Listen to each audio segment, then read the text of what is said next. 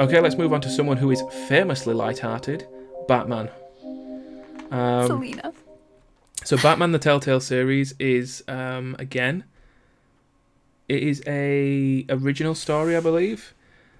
I would say I feel like this one almost feels a lot more in universe, even though it obviously doesn't affect things in just the characters themselves. Maybe because you're playing such iconic characters and like actual main characters you know from the franchise. Yep. They feel a lot more in line with that. Mm-hmm. Whereas obviously with a lot of the others, you're playing exclusive to these stories ones. Yeah. Here you're our boy Bruce. He is a very dark knight. Oh, Brucey boy. So the main antagonist in this one is Penguin. Lady Arkham. Okay, so the main antagonist is Lady Arkham, but Yeah.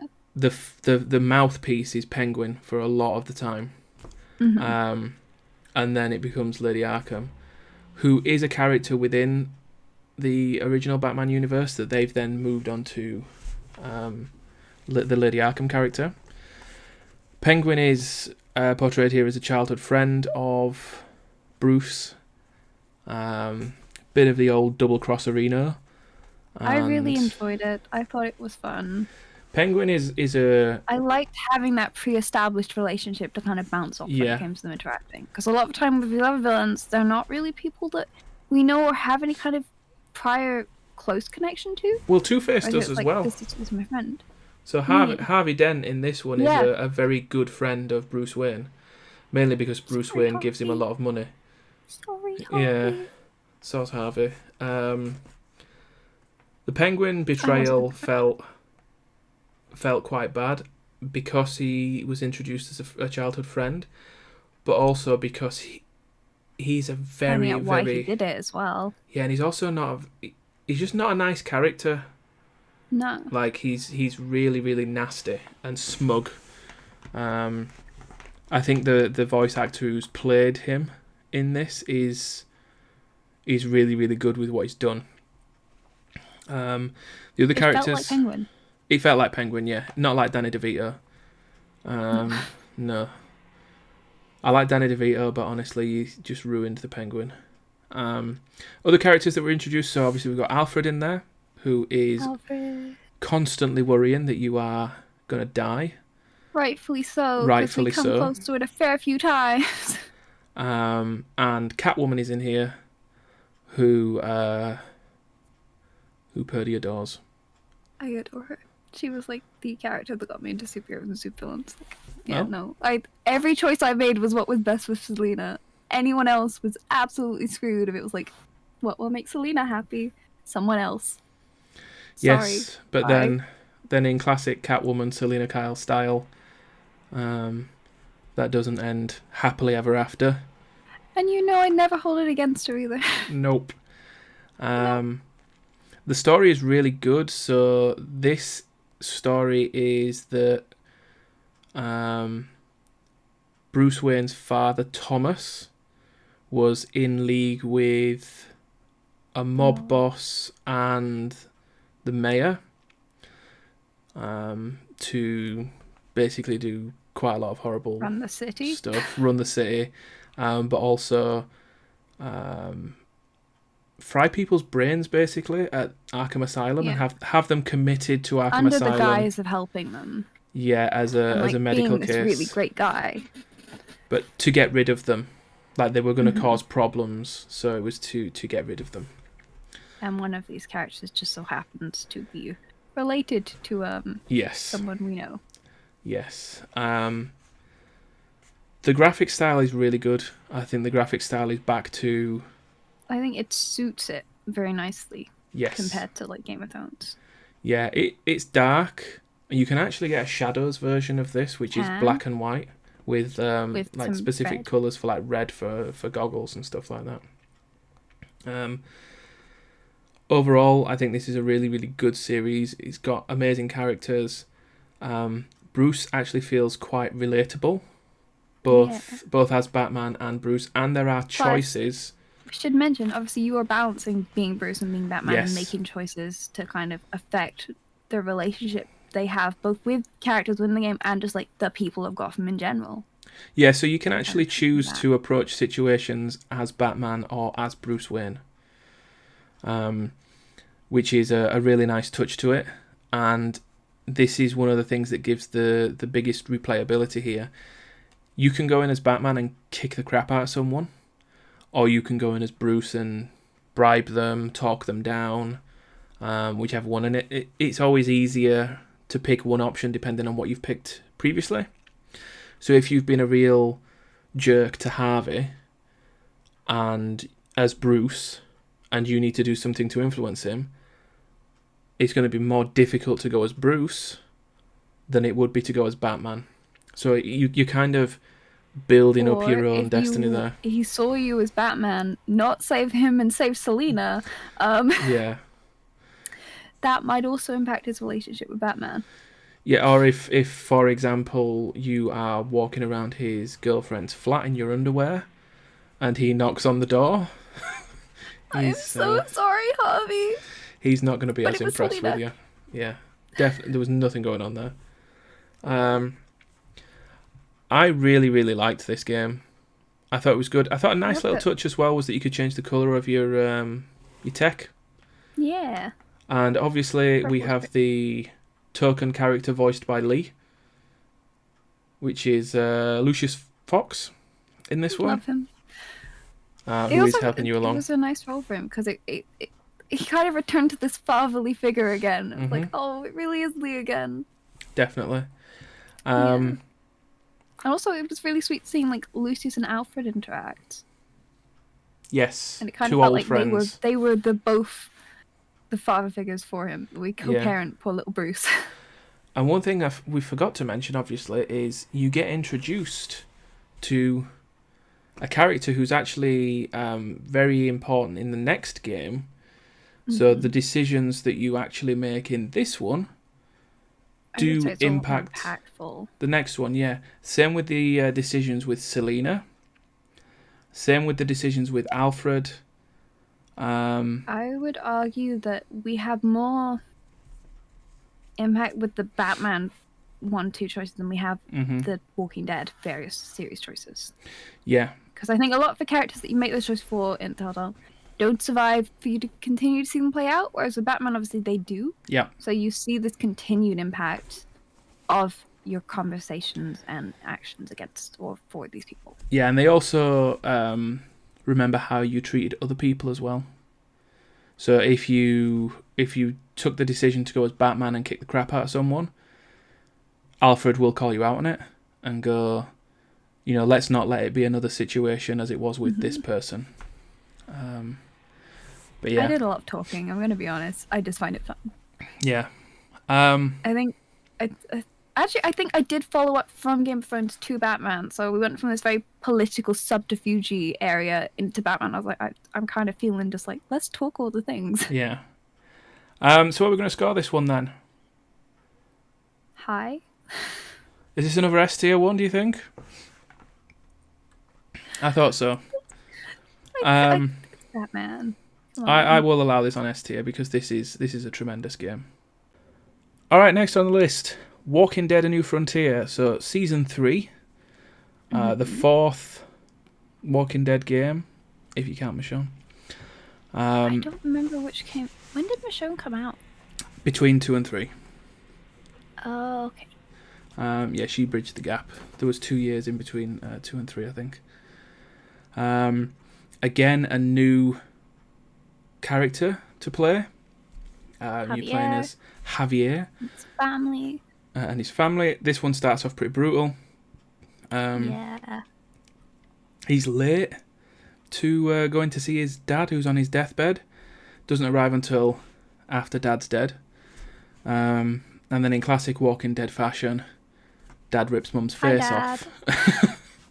And then they have to go on the run after his brother takes his mother to the hospital and there's no response, so they go on the run to get away from the apocalypse. And then you're on a road trip. You meet up. Let me just check. Let me just remind myself. You meet up with a group Not yet. Not yet. Not yet. The first episode, all I remember is the first episode ends in the most horrendous fashion that a first episode can end. I was open mouth shocked at the ending to that episode. I didn't foresee that character being around for too long, but it was quite the way to go. It certainly was. Then we do have, we don't have to do it in order, but we have groups. So there's two groups. One is in the main city or town, which is the good group. And then you have the other group, which is the bad group. Clementine turns up. She's around. She's around, and then she's gone. Then she's around, and then she's gone. She comes back. She's kind of doing her thing, existing outside of our character for once, which is nice. Yeah. So there's been events where, after the end of season 2, she's been split up with another character, and she's looking for that character, or at least looking for the people that are holding that character hostage, which she believes. Yeah. I don't know if she assumes they're around. Well, actually, you are right. I think she assumes that character is dead. I think she has the impression they're no longer around and just wants, yes, vengeance and survival. She wants vengeance. Anyway, she does help out. There's the classic kind of corrupt force within this community. Old characters coming back and making things really awkward, because you may or may not have, depending on your choices, you may or may not have started a relationship with this person's wife. I was good. I was well behaved. What about you? What did you do? Now we were in there. We were in a full blown relationship. I'd adopted the kids and everything. Oh, that was fun for you then. It was really awkward. It was a lot easier for me because I was like, yeah, no, we're not. I didn't do anything. Yeah. Don't get mad at me. I did nothing. I'm good. Yeah, we were in a full blown relationship then. She didn't want anything to do with him, which made it even more awkward.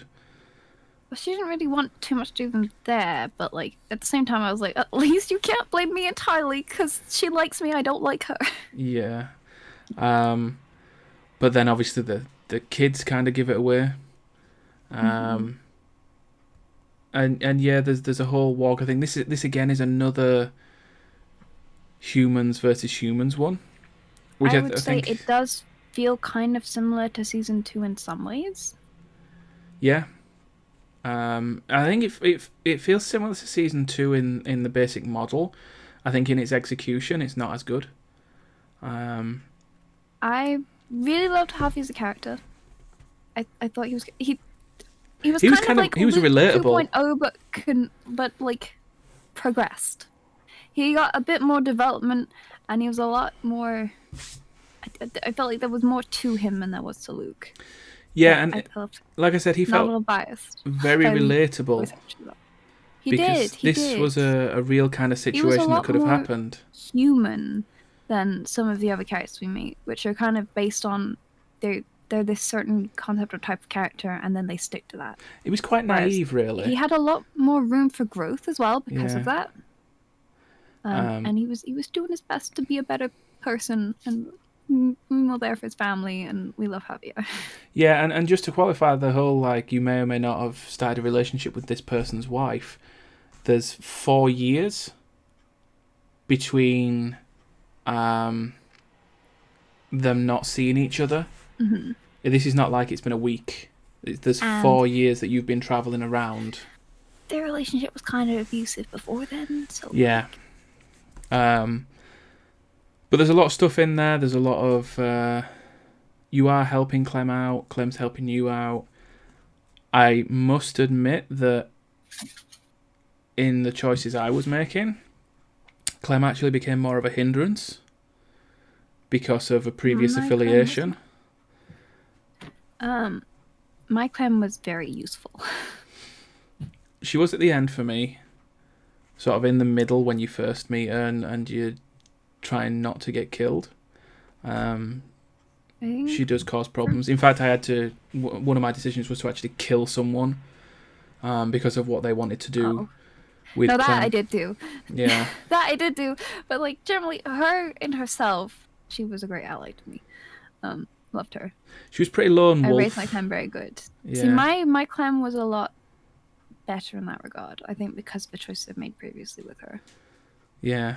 She was very loyal to Javier once I'd bonded, and I was like, yes, please, my Clem. She did come back. She did help out. She did come back. So there was that. But it does deal with some real issues as well. About Clem growing up as well.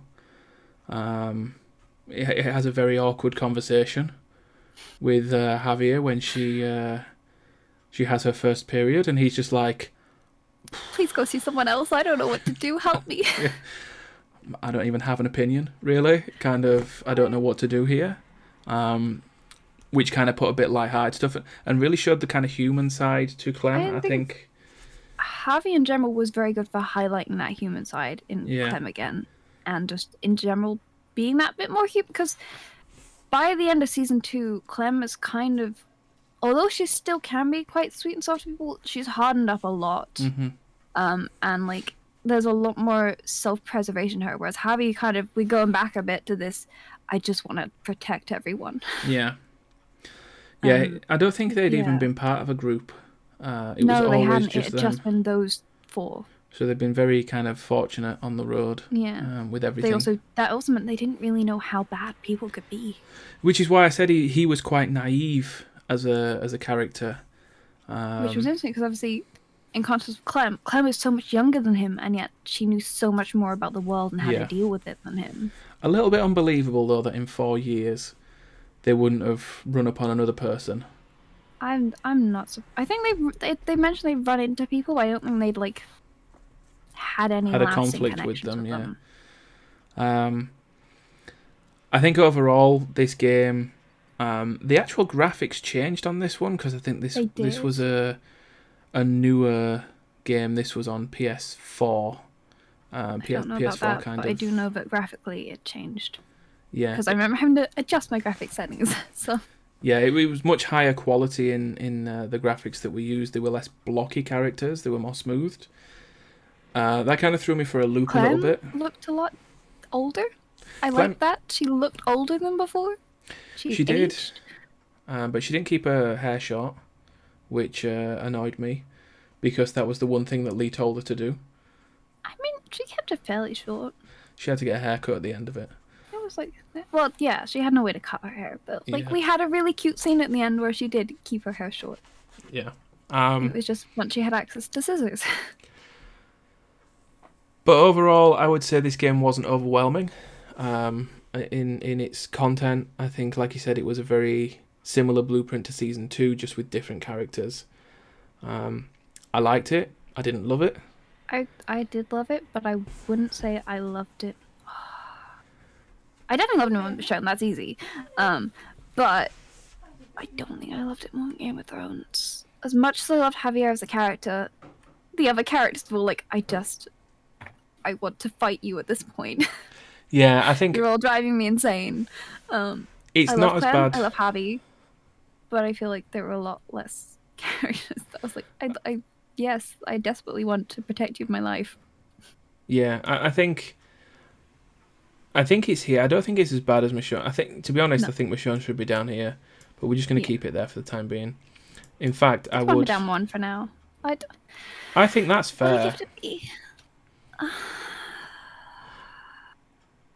If I were to play through the Walking Dead games, I'd be happy with this. Once I got to this, I'd be like, oh, this one's a bit of a... There are some very slow moments in it. I think that was kind of needed for me. Going from 1 or 2 into 3, I quite enjoyed that for a minute. It slowed down a bit. And like the scope was a lot smaller than where we were before. It was like, there's so much going on. And it was like, let's just focus on these couple characters. And this small situation, and kind of remember what we're all about and how we're doing things and why we're doing this, and develop these characters we already have a bit more. Plus, have now these other characters just out in the world somewhere. Yeah. Hopefully doing okay. I felt like it was needed, and I think it played its role very well. Yeah, and let's let's also mention how it started. How this game starts. So this game starts with your decision at the end of season 2 of who you went with. Gone immediately. Clem is back by herself, which is pretty terrifying. She knows how to drive a car though. She knows the basics of how to drive a car. She's learning how to drive a car.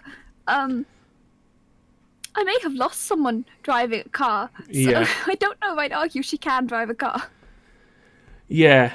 So the beginning is quite brutal depending on how you on who you picked at the start. But I'm happy with this here as a B. I think there's a very clear gap in how good season 2 and season 3 were. I think I will argue for like it served its purpose. It did it very well. I loved it, but I can also see why compared to the other games you put it lower. Yeah. Okay, so Batman, Enemy Within, season 2. This had an upgrade. This had another graphical upgrade compared to season 1. Selena, yours had eyebrow issues. Mine just had face issues. It was either series 1 or season 2. Her eyelashes were just like weird black rectangles. Yeah. And they just, I don't really know what was going on there, Selena. I think it was season 2.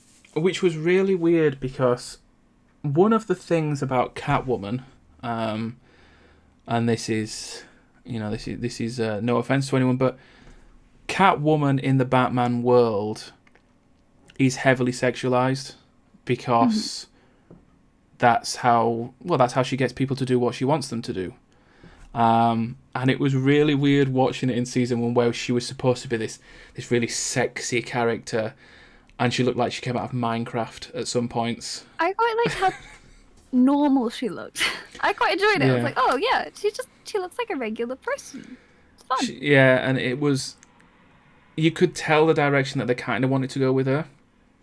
Because she had it was a lot more polished in season 2. Yeah, because she had the vest top and the hot pants, and you were just like, oh, I can, you kind of going for that type of Catwoman, but it just looked really, really weird. Whereas in this one, I think all of the models looked really, really good. Bane is in there, and he genuinely looked like someone that could punch an elephant to death. He was so... They did that Bane very, very well. Freeze was that classic Freeze look. Freeze looked great. I liked their take on Harley. Yeah, Harley was really, really the good. In her dynamic compared to a lot of Betrayals. Yes. Especially considering she was the boss. Yeah.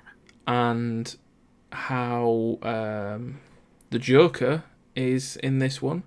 So the main choices in this game affect the Joker, and how later on in the game the Joker will help you. So he will either be, or hinder you, he will either be Vigilante Joker, where he will help you out, he will give you some information. I think at the end you still have to sort of go, no thanks mate, because he does go across the line. He crosses the line quite a few times. I went and visited him in Arkham though. Did you? Oh well, that's kind of you. You go and see him, and I was like, oh, we're still friends. Or you can have supervillain Joker, so you can actually have proper Joker. I've never had proper Joker. I'm trying to get it, but even there's a scene where there's a funeral, and he comes into and he crashes the funeral. It's one of the most awkward gaming things I've ever had to do. It's also a really important character's funeral. Yeah. And it's someone you really like, and you're like, oh, but buddy, now it's not the time and place. Well, I treated him terribly all the way through. I was nasty to him, took his phone off him, told him he was being disrespectful, but at the end I let him take a selfie with me. Ecstatic. He could not have been happier. I treated him... At the funeral? Yeah. I treated him the worst I could. And because I let him take a selfie, he was well happy about it. I was so nice to him throughout, like, the whole everything. I was like, oh yeah, we're buddies, but I'm gonna try and put you in your place when need be. And I think I said no to the picture at the funeral. I might have said no. I remember in his little lair, he had like a picture that he cut out of Bruce Wayne's head on someone else. No, I had the actual selfie. So I don't remember if I did it. Yeah, I think that was where I was like, no, this is a friend's funeral. Yeah, too far, buddy. But overall, I think everybody has done really, really well. Amanda Waller comes in. Yeah. And I was so ready to fight her. She is such a good character. She's played so well. She's a great, awful character. Mm-hmm. And also, I love that there's this thing where it's like, well, Bruce, how are you different?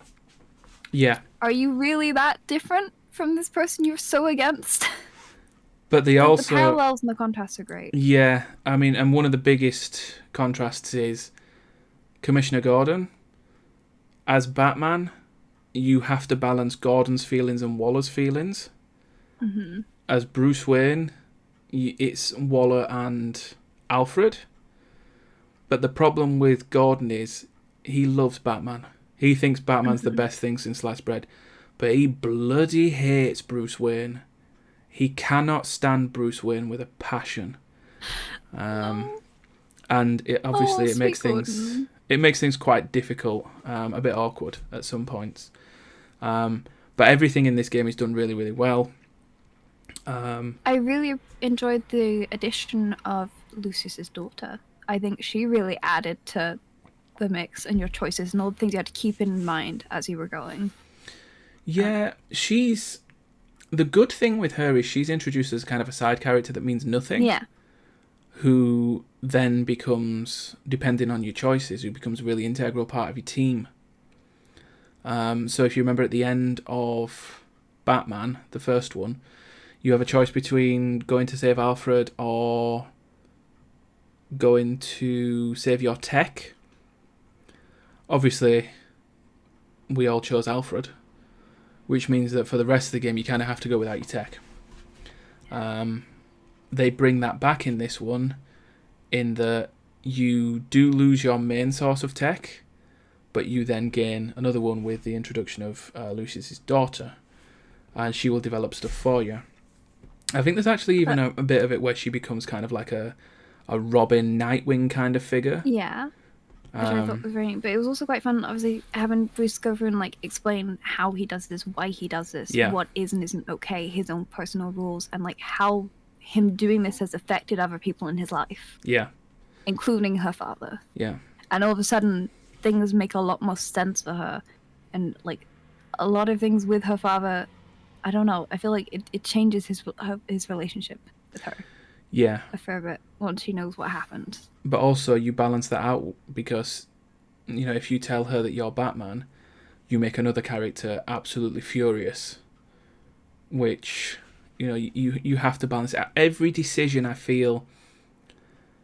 So it's not about how it impacts an individual in one aspect. I think with the Batman games, other than maybe Game of Thrones, it's probably one of the most character relationship balancing. It's absolutely 100% driven by your relationship with a character. Mm-hmm. It's not about your decisions on what you do. It's your decisions on how you treat or react to a certain character. And what you do, what that will then do to those other characters. Yeah. Well, yeah. How those actions will then reflect on the people, you know. Yeah, so, you know, for example, you make one person really happy by going along with their decisions. In an event that might happen 2 episodes later, they'll turn up and help you. You know, you've got those kind of decisions. It's a really, really well done story. I would say it's on a par, actually, with the first one. I would agree. I don't think you can say that one's worse than the other. I would say once we have done all of these, I would quite like to talk about where each of these games left their ending. Okay. Because I think that's where we've got some things to say. Well, we've got one more game to do. We do. Which is the final season of The Walking Dead. 4 parts, not 5. So it was 4 parts. The reason that this was 4 parts is that the studio actually, I believe they went bankrupt Yeah, I think the last two parts So they weren't did actually two Telltale. parts. Yeah, the They were last two were Skybound. Skybound. You are right. Yeah. They were rescued to finish off the season. They were supposed to be 6 weeks apart. The first one launched in August. The second one was September, and the next one didn't launch until January. The following year. So there was quite a big gap between episode 2 and episode 3. I think it was the actress who voices Clementine that heavily lobbied for someone to come and take it over. And they did to finish it. Yeah, she's a very sweet person in real life, is what I understand. This game gets bonus points because Clementine is hench. She is absolutely massive in this game. She's like 90% muscle, but still has the really sweet voice. I love Clem so much. So she's travelling with AJ. She comes upon this. They come upon this school. Are we saying AJ's name? We've avoided saying his name for a couple. He's in the picture. Okay, good point. He's actually in the picture. So she is travelling with AJ. Yeah. Turns out not dead. Yeah, turns out not dead. And they come upon a school. This is the abridged version, the Cliff Notes version. Come upon a school that's got some more kids in it. The kids are running the school.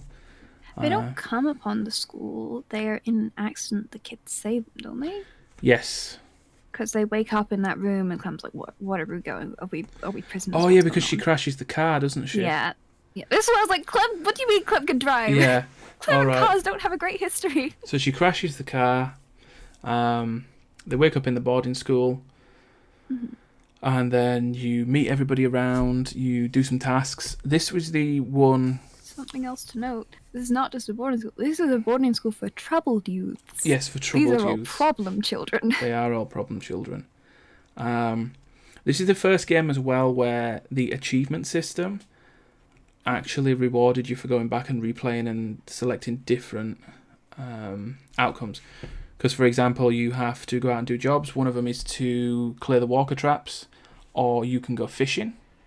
So if you go fishing, it will up your standing with one character, and it will mean that there's more food because you've gone fishing with that person, which will then change how other people within the camp see you. You can go back and you can change those. Yep. Do you end up at a certain place interacting with a certain grown-up again, whatever you do? Yes. I've only played it through the once. Yes, you do, yeah. Okay. Yeah, it's only how... there is actually... This is the first game with a romance option. I know you said... For Clem, at least. For Clem. I know you said that at the end of A New Frontier, you did get a... I did get to flirt with Jesus. You did get to flirt with Jesus. Well, also, obviously, Harvey and Dude's wife are a romance option. But that's not a conscious option, is it? That's there's. Well, you can choose whether you go for it or you don't. That's true. Which I did. Also, like Lee had the potential for something with a certain someone at one point. Lily? Carly?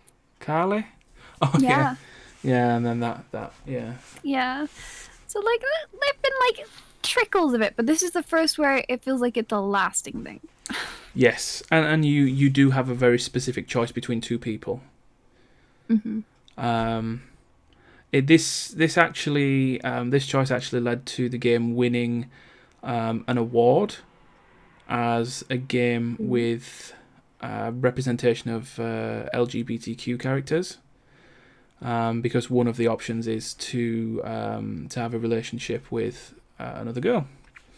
Yeah. So that was an interesting decision based on which of the characters you actually liked the best. Also, this comes... I don't know if this is before or after the choice on the boat. So there's actually a choice that you make on the boat, which one of these two characters ends up mutilated. Okay, no, you have your first like little cute date thing before that, because Okay. that's why I was like, no, we've got to pick this one because we're kind of having a thing with them, and I Yeah. can't let them get taken away and break poor Clem's heart. She deserves better. Yes. So you have some very specific decisions based on your romancing options. One of them though definitely gets worse mutilation. 100%, yeah. Like I don't think the other one even gets mutilated. I think she's just not doing so great. I think she. Yeah, I think mentally she shut down, but I don't think she was hurt in the same way that the other poor one was. that's true. Yeah. I think the second one might be a more of a psychological thing because Yeah. they're I don't remember any injury physically on them. I just remember going in and being like, oh yeah, they're sat in a corner. Yeah, because they find out that the people that they're there to rescue, something's happened to them. But yeah, it's pretty brutal. There's actually more tie-ins with the TV show, so the Whisperers are in there, or at least a Whisperer. I was going to say we're doing tie-ins to previous series. We have another reoccurring character. We do, from season 1 as well. Yeah. So like a while since we've heard from them. This one's been a long time coming. And they turn up, but you not on your side. Yeah, not on your side, and you can get rid quite quickly.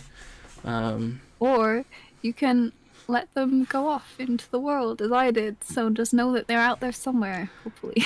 And then they get rid of someone else quite quickly. Yeah. Which is which is pretty awkward. It's what they would have wanted. They were anti AJ killing, so like it's what he wanted, and they're still out there. It's fine. They did the right thing. Yeah, so I tell myself every time. And then there's quite a lot of. I think the main rest of it is getting back home, getting back to the boarding school. Also, Clem having a home. Yeah, because you've actually got collectibles, so you can collect collectibles to decorate your space. Because for once, you have a dedicated space that you're trying to protect, and you're not just trying to stay alive and keep moving. You're trying to make this place safe so you can stay somewhere for once. That's true. So you do have collectibles in this. So whereas the achievement system's changed to not just have different decisions give you different achievements, you have collectibles now that you can decorate your room with, and there's actually an achievement to get them all. You're cute. And you can get some of them from characters. So for example, there's one kid in the boarding school. I think he's very, very shy, and depending on how you treat him, he will give you a collectible. I think he makes a drawing for you. I think something else we're really spoken about is the fact that the characters are mostly children. They're children that have also been in this apocalypse, but without really interacting with it to the same level as Clem. And previously, we've not really had Clem talk to too many people her own age. Yeah. So it's quite interesting having that kind of new relationship dynamic and that kind of naivety that you would expect children to have. Yeah, it's children led by children, and then Clem comes in and she's like, do you have any idea what's going on out there? On here? Yeah, like... What you doing? You're going to get annihilated. You know what's going on. And obviously that inter-children squabbling politics that leads to deaths. Yeah. It's... Also got other child character, and then AJ. Yeah. You have to raise AJ in this one, much like you did Clem in 01, but AJ is a whole different ball game. Yeah, AJ is an apocalypse. AJ is an apocalypse baby. He's known nothing else. It shows. But yeah, it's a really, really good one. It has replayability, but this one does feel a bit forced with the achievements, but it's not terrible because it's a fairly decent game. It's better than the third one, in my opinion. It has the same kind of art style as well. I just think that it led you to believe it was going to be quite a circular narrative to the whole thing. Yes, because of a decision you have to make at the end. Yeah. I feel like it felt like Clem got to the point where it's like this feels right for her. This feels like Well, I mean, the right place for her to be. The fact of the matter is, look at this. Look at these two. This is Walking Dead Season 1. Yeah. This is Walking Dead Season 4. This is the same She's grown picture up. with Clem there and AJ, as opposed to Lee and Clem. So it was a very definite closure of the Walking Dead saga. That I feel like Clem led the life that Lee would have wanted for her. She went through a lot of things that there's no way he would have ever wanted her to witness. Yeah. But I think the Clem we had at the end, at least my one, I would say was still the little girl that Lee tried to raise. Yeah. And she's trying to pass that on to AJ too. Yeah, but AJ's quite... AJ's... quite literal. Oh, God. AJ. As someone with a fear of children was shown, and AJ have been trouble. Yeah, definitely. So where would we score this one then? I'd put it high. No, you can't put everything high. Yeah, I know, but like it feels wrong to put Clem's like final chapter not super high. I think overall it wasn't a great game. It was good, but it wasn't great.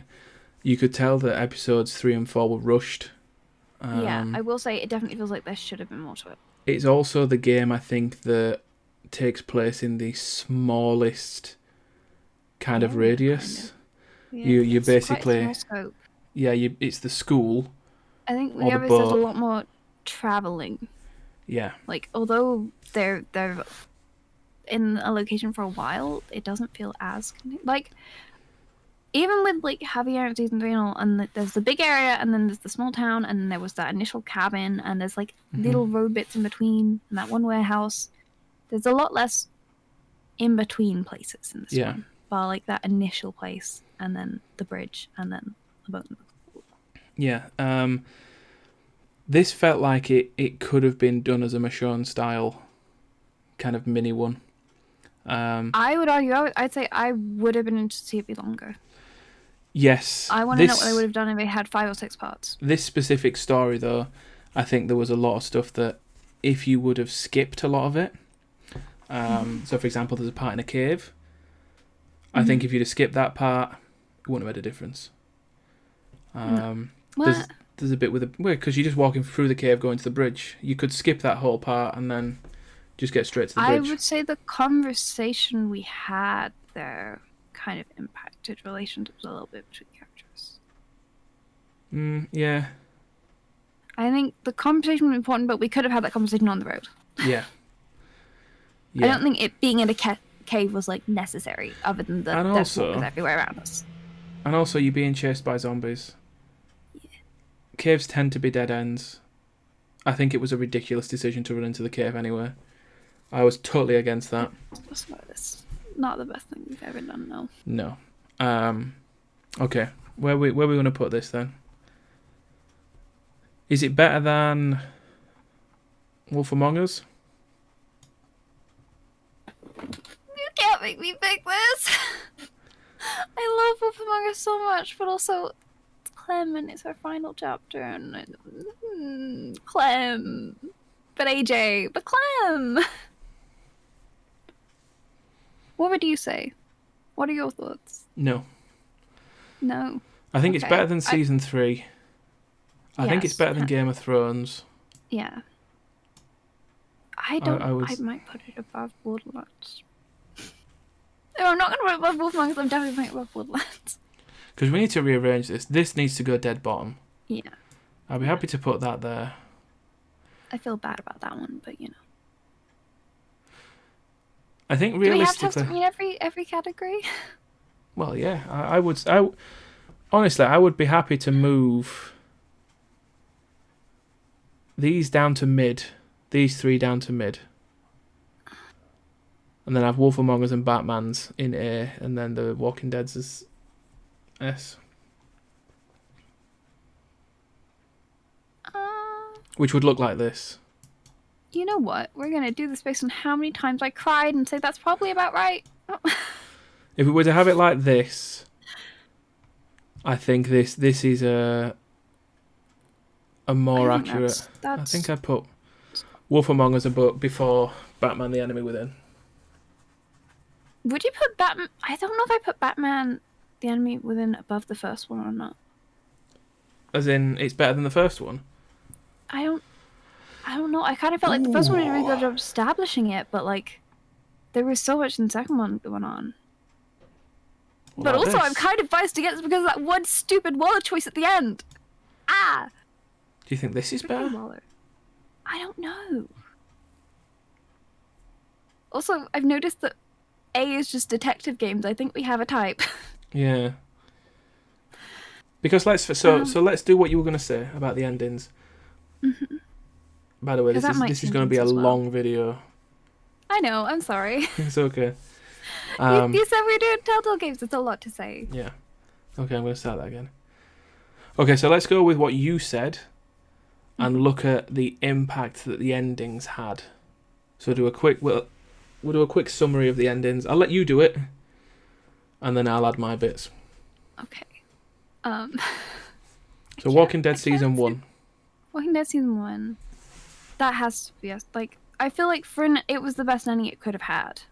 I can't think of a way they could have done it differently and it been better. Obviously, the whole character death at the end was absolutely emotionally devastating, and I would not change it for the world.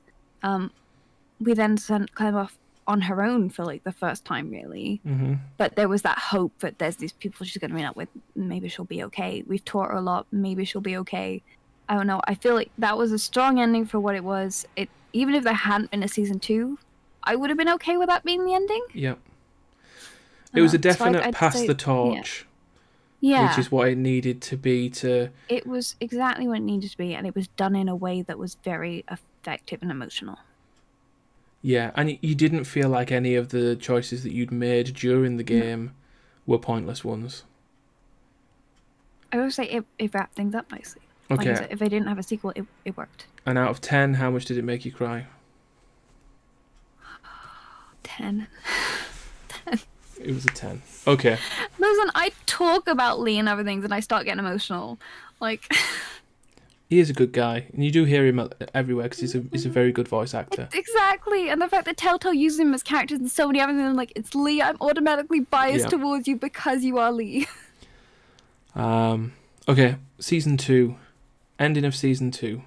This was the one where you have the choice between two characters, and then after you've made that devastating choice between those two characters, you then have another choice, which is whether to abandon them or not. I think that whole last bit was... I don't know whether I feel like it could have been shorter or not. Yeah. Mostly that whole bit in the snow. I got a bit lost. Yeah, I didn't really like that. I think there may have been another way to do this that was better gameplay-wise, but story-wise it was really strong, and I could see why the characters had the motivations and did the actions they did. Yeah. And I can see why other players would make the choices I didn't. Yeah, and if you choose one of them, you actually find out that you've been deceived into killing the other one yourself. And that other one is a character that, if you're anything like me, you've been quite attached to for quite some time. Yeah. Because they've been through a lot with you and without you. Exactly. Out of 10, how much did it make you cry? Probably also 10. Really? At least like an 8. I would say... I'm a very emotional person, but like that end bit where, because I picked a certain someone, it was like, so you've come all this way with them, you saved them. Do you want to just leave them here for Clem and AJ's safety? And I was like, no, I can't. Not after all that. Don't make me leave them. And knowing how the third game starts, if you have that knowledge of the third game when making that decision at the end, how devastating is the end of Season 2, knowing what's going to happen to that person? So I would absolutely say that stays at S-tier. Yeah. Okay. Batman: The Enemy Within.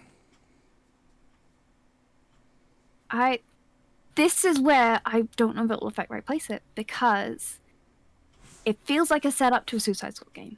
Yep. Especially if you look at the end choice, and they specifically made a point of going, so-and-so is still with Waller in the agency. Mm-hmm. And, like, the fact that you have those things with Harley, especially, it's like, you can get in her head a bit about it and be like, they're just using you.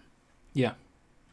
It feels like it was leading to more. The ending didn't feel like a solid ending. It felt like, hey, we're getting you ready for something more that isn't coming. Especially even like with Bruce and Alfred and all that, it felt like we were preparing for some more emotional turmoil we weren't gonna get. Yes, the ending, the end decision of Batman the Enemy Within is bloody awful. The only thing where I'm not sure whether I put it lower, like swap them. Overall I think I enjoyed the second one more in terms of plot and like how we could affect things and our relationship with the characters and all that. But the ending feels like there should have been something after and there wasn't. Yeah, either a Batman Season 3 or a Suicide Squad. Yeah. Also, that one stupid choice, I had to make Waller at the end in the dialogue. Yep. I know which one you mean. Okay. I don't think you cried over that, did you? No. No. Okay. I might have come a little close when we lost someone at the very beginning because, yes. But I don't think I cried, mostly because at the end I was just frustrated at stupid Waller. Yeah. Okay. Wolf Among Us. I love Wolf Among Us. Wolf Among Us ending, I definitely set up for the sequel. Yeah. It did a great job setting up for the sequel, but at the same time it felt like what we were addressing was addressed. Mm-hmm. Like, the crimes committed that we have solved, they still happened. Mm-hmm. That ending doesn't change how those things played out. It just means that there's something we can explore in the second one. I feel like it ended quite well for the cat. Obviously, probably it's going to have some repercussions on like the townspeople, and how they feel about each other, and just generally how we deal with things in the future in the second series. But it didn't. It was a solid ending that set up for a sequel that we were desperate to happen, that is hopefully coming sometime in the next couple of years, because it's been years now. I think it's coming this year. I hope. Yeah. I hope. We'll be playing that. We will. And I will have to do all of the bad decisions. I'll let I'll let Purdy do all the good decisions first, and then I'll do the opposite. Good. We'll see what I do, because as we've seen in Batman, if I'm biased towards a certain character, then all other characters are in trouble. Yep. Batman Season 1. It set up for the sequel, but again, didn't really feel like and I don't know if I could have left it there on its own. You're gonna have to remind me what happened. I've just played it as well. Selena goes. Selena does go. She drives off on the motorbike. She does. Joker is out. He's out. Yeah. She's presumed dead. Mm-hmm. And then it was like we had a lot of characters who were like, hey, they're out and about now. And then it was just like... Yeah. Why? It kind of didn't really properly end. No. Which is why I'm a bit like, I don't... It was kind of... I think it was a news story that ended it. Yeah. So it wasn't a great ending. I did go straight from the end of Series 1 into Series 2. So maybe that's why it doesn't feel as great an ending to me, but... I can't think of anything that really stood out. Yeah. No. It was definitely like there's a sequel to come. Yeah. It wouldn't... I don't think... If the sequel hadn't happened, I would have ranked the first one lower, I think. Yeah, definitely. Which is why I think I'm going to keep 2 above the first one. Maybe. Okay. Especially given like the characters we had in 2, because I really enjoyed even put that down. Bane, Freeze, Harley and all those, I think really impacted how good a game the sequel was, and like Joker and all that. So I feel like that's why I put that higher. Yeah. Maybe. Tales from the Borderlands. I mean, this is the complete outlier of Telltale games. It's lighthearted. You win your boss fight. Yeah. And then kind of everybody just goes off into the sunset. He goes back to Hyperion. She goes back to being a bandit kind of queen. That's about it, really. What I would say with the ending for this one is, if you've played the Knights of Wildlands one, you're the one that can speak better on it, because like I don't know what happens next with those characters. I don't know how well it follows on. He is in Borderlands 3 for a very short period of time, and the accountant guy. Fees? Right? What? Van was someone else. Vaughn? Was Vaughn the bad guy, or was he the friend? I don't remember. Was he Patrick Warburton, or was that the other one? He's Chris Hardwick. Is the guy that voices him. That was Vaughn. He's the small guy who ends up in the tribe, kind of like. So he's in Borderlands 3, and you actually do quite a lot of quests with him to take over a bandit tribe. So would you say the ending for that sets up nicely for the next one while still being its own ending? Is what I'm going for, really. If you've not played Tales from Borderlands and played Borderlands 3, I don't think you'd know any different. The only thing is you would go, hey, it's that guy. That's the only thing. I don't think it was I think it was a strong-ish game, but I don't think it was a particularly strong ending. No. And it didn't, to me, seem like there was going to be a sequel. No. I don't think I got as emotional at the end of this. This is, again, I'm tempted to be Walking Dead up, because I don't think I got as emotional at the ending of this. I think the main bit I got emotional was a bit before the ending, and then it was like, this was chill, fun boss time, so. Where the little guy is resurrected. Yeah. And he comes back. That was cute. That was cute and kind of a little bit emotional. I don't know why I got so emotional about robots in Tales from the Borderlands, but the robots were some of the sweetest characters in it. Everyone else is obviously kind of out for themselves or the money or whatever, and the robots were just like, hey friend, I help, I protect, I love you. And I'm like, I love you too, I will save you as best I can. Okay. So not strong from Tales from the Borderlands, no crying. No. Final season of The Walking Dead. Goodbye to Clem. It felt like closure. It felt like closure. Yeah. It felt like it's set up that obviously these kids have a future. They have the potential to do okay. Clem's not going to be an Olympic runner. Clem's not going to be an Olympic runner, no. But maybe we can replace her cane with like a sword or something.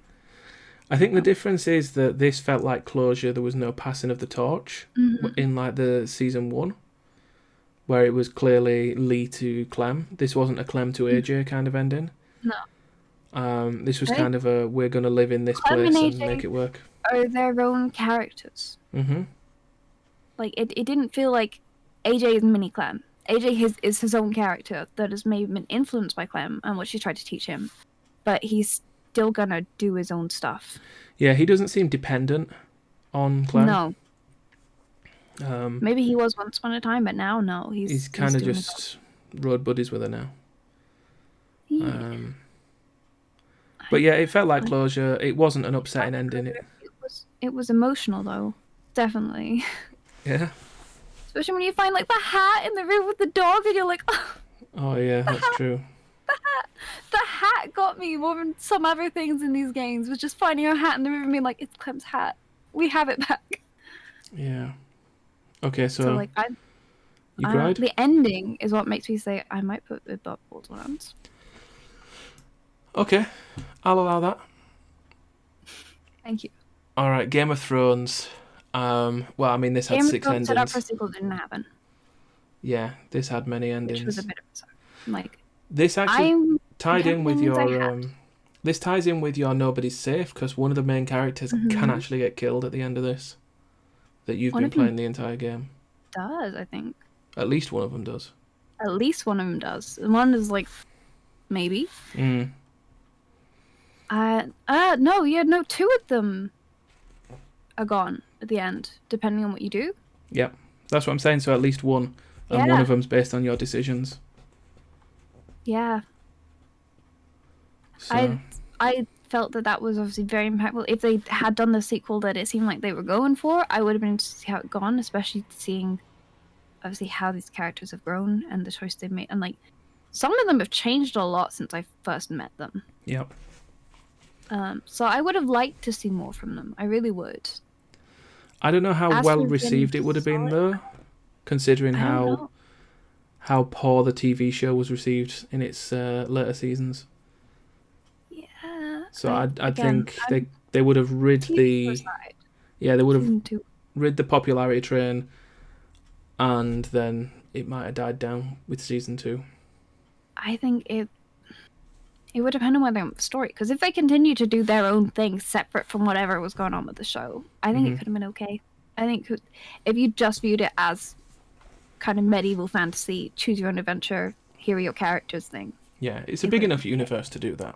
It is. They could absolutely just go off on their own and like rewrite history if they wanted. Okay. But like I said, there's nothing particularly upsetting about the end of it. It depends on who you lose, I guess. Well, yeah. I think it's a lot of like, it feels like it's not a good time, but there's hope. There's potentially, depending on what you've done, there's hope this family may still live on, but also you've just lost everything. Yeah, clearly you made different decisions to me. At the end of mine, it was hopeless. Oh, what did you do? I think everybody was dead by the end of mine. I think just nobody, there was no help for anybody. I think Tussle was either going to bring the magic to them or was going to learn magic or something. My good, charming rogue was on a horse, just about alive still. Mira is still alive, so potentially could get out of that somehow. One of our boys is dead. I'm missing someone. Who am I missing? Am I missing someone? Maybe I'm not missing someone. Maybe it's just those 3 that are still out and about. Might have to play it again. I might. See if I can get it on Xbox for the gamer score. Had some real fun, but there was some really fun moments in that one. Yeah. Like when the guy was like, stay down, I was like, nah, this cripple is gonna keep getting up and pissing you off. Yeah. I like that. It was a lot of fun. Okay, so what? Especially if you play it mostly safe the whole time, then occasionally you're just like, nah, I'm going feral, I'm gonna attack you, go away. Yeah. So do you think this bumps it up above Tales from the Borderlands?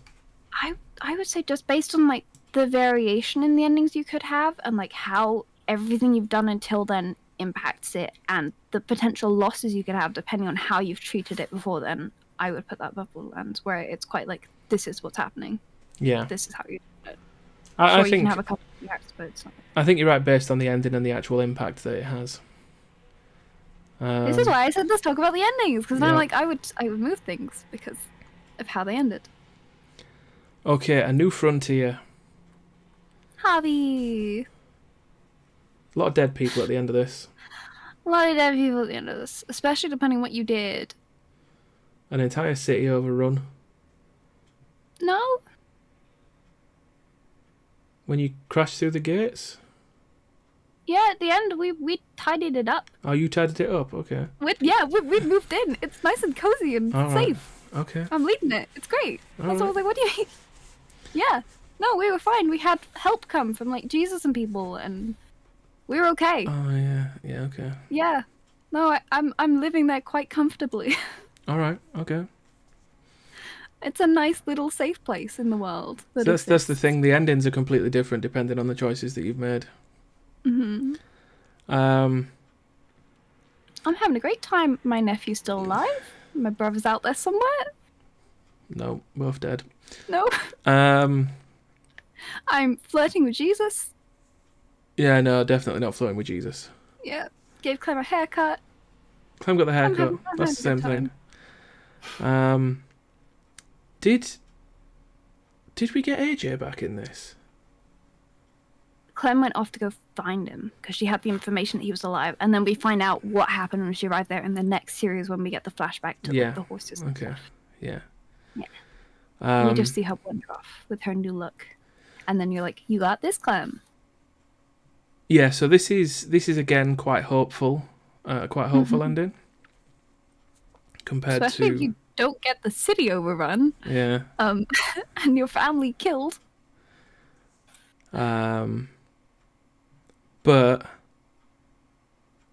when you look at what happens in the next game,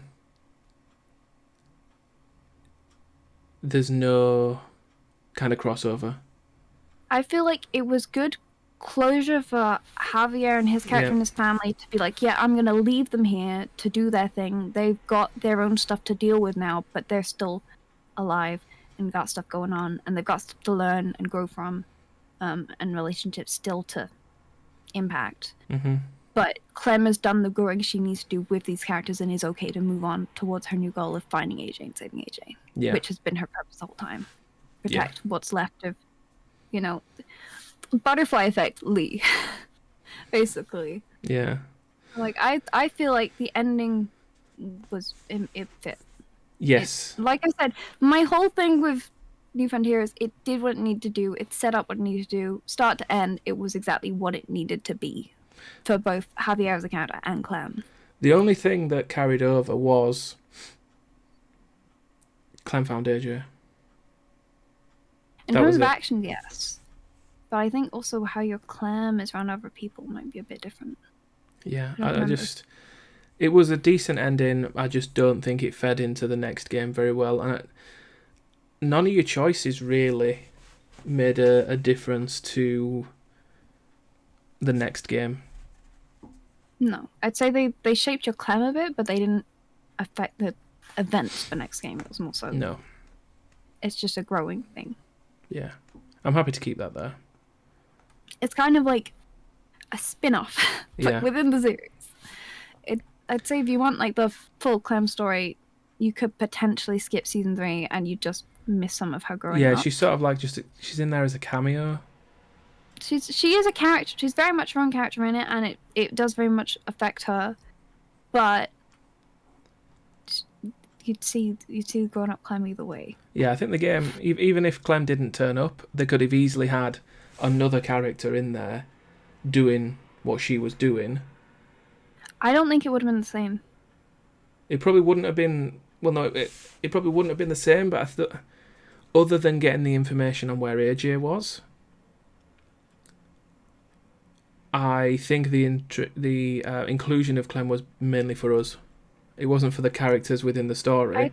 It was mainly for us. Within the story, I don't know, because I feel like Javier and his family wouldn't have had the same motivations or help without her. Because a lot of Javier's actions were based on his relationship with Clem, like, I want to help Clem with this. I need to do whatever for Clem. And we probably wouldn't have had as much of an impact if it was Clem, and it was just some of a child that also wouldn't have had the previous interactions with people and groups that had led them to making the decisions that put them where they are now. But that's only because you knew that she'd had that interaction with those groups. No, I mean, like, with when she went to, like, Prescott and all that, and, like, her trusting Javier and all that, all her relationship from then on, her either being more like, I don't trust you, I'm not going to help you, and, like, especially at the end when you're like, I either send her to go and help with Kate or David or whatever, whether she'll follow your lead or stick for you or do whatever. I feel like that's quite impacted by the previous games and what they've done to her and what you've done since with her. Okay. Ooh, that's a toughie then. Mm-hmm.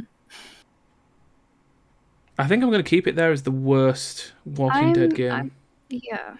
I think, as much as I love Javier, and I think it was perfect for what it was, I don't think it's on the same level as the others because the story isn't.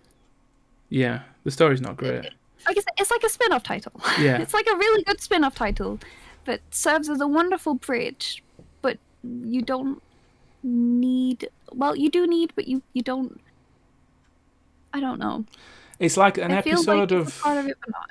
You know, when you get those filler episode. Yeah, when you get those episodes of a TV show that, like, if you have an episode of House that doesn't focus on House, it focuses on someone else, but House sort of just comes in, gives a bit of advice, and then goes out, and he's doing his own thing in the background. I'm going like Buffy once more revealing. It's integral to the plot, and it moves it forward, but a lot of it is also just like unrelated stuff.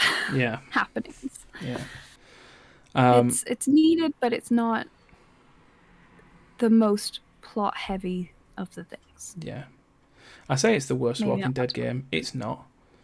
There's Michonne exists. Michonne. You haven't played the end of this. I think the thing is, I feel like I've watched it years ago, but I don't remember it. All I can say is, we know what happens to Michonne after this. If you've read the graphic novels, I'll be honest. As it currently stands, I just don't care. Yeah. I'm not attached enough to her or like how she is around any of the characters around to be like, yeah, I'm so glad she's doing well. Like, I think that's another of the like contrasting things with Series 3 of like Javier, obviously him and his family don't matter for the rest of the game, but I still care about him and those characters. Whereas with Michonne, she doesn't affect Clem or her story, but I don't care about her. Yeah. I really don't. I like Javier as a character. We've said he's a really good character.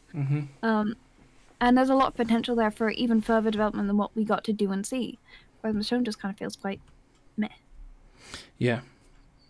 So, I mean, that's it. You're just not attached with her, and you don't really care what happens because you know that she's not going to die. You know that nothing's going to... I didn't even know she wasn't going to die, and I wasn't that fussed. I was like, well, if this is it for her, this is it. But I'm not going to feel the loss like I have previous Walking Dead characters, even ones that weren't characters I played as. She's there. The people she's with are there, but they're not anything special compared to other characters we've met and played as. Agreed. Okay, so we're happy with that tier list how it is? Yep, I will put in the comments below once I've played Guardians of the Galaxy where I would put that, or at least my thoughts. Definitely. But that might be a while, so check back, I guess. Yeah. Okay, let's have a quick look at the community rank. So this is what the community have voted. Okay. Walking Dead Season 1. Yeah. And The Wolf Among Us, S tier. I love Wolf Among Us. I would have put an S tier. You said A, so we go with A. Yeah. I would have put most of them in S tier, though, so like I'm not really the one to go to for that. Season 2 and Tales from the Borderlands. Sorry, in A tier. Sorry, Tales. We shuffled you down. That's okay. I'm okay with that. B. I really enjoyed Telltale. Don't think I didn't enjoy these games just because I ranked low, because I loved them. I really did. It's just when you compare them with some of the story and the characters and like the emotionalness and general impact the episodes had, they don't really hold up. And like the endings. So I think the endings played a big factor into how our list turned out. Yeah. Yeah, I mean, they've got the final season of Walking Dead, Batman and Batman 2 in B. We've got Batman and Batman 2 here. Together, at least. Yeah. But they've got Batman as the more important one, as the better one. We're exactly aligned on the third Walking Dead game. Yeah, sorry. And nobody liked Michonne. But Game of Thrones all the way down in D. I don't know if it's just because not many people played it. Because, like, looking at some of the ones here, I don't know if some of the just ones that people didn't play. Or they didn't like how far it kind of came from the usual Telltale formula. Maybe I'll get to you eventually. I think that's enough. That was a long. Sorry. That was a long old. I have many thoughts and opinions, especially when it comes to things I care about, like the Telltale games. Yeah, good stuff. Well, I'll put this all together. When Expanse comes out, should we put a comment below what we think it would be? Yeah, we'll do Expanse, Guardians of the Galaxy, and Wolf Among Us 2. So many things to add to this list, hopefully, in the future. But, yeah. So... Not today. Not today. That's it, then. Thanks so much for being here. I appreciate it. Happy to help. Yeah. I don't know if I helped much. I think I made the rankings more confused by being like, yeah, no, I love them all. Yeah, I had to talk you down on a couple of them, but... It was good. Thanks so much. Check Purdy out on Twitch. I think this is going to be a 2-parter, so you might have to... Probably should be. You might have to watch this. This will be the second part, so thanks for persevering if you've made it all the way to the end of this. And check down below for links to Purdy's channel, other playlists, other tier lists. That's just pointing at you. Yeah, just doesn't really work. There you go. And have a good one, and catch you later.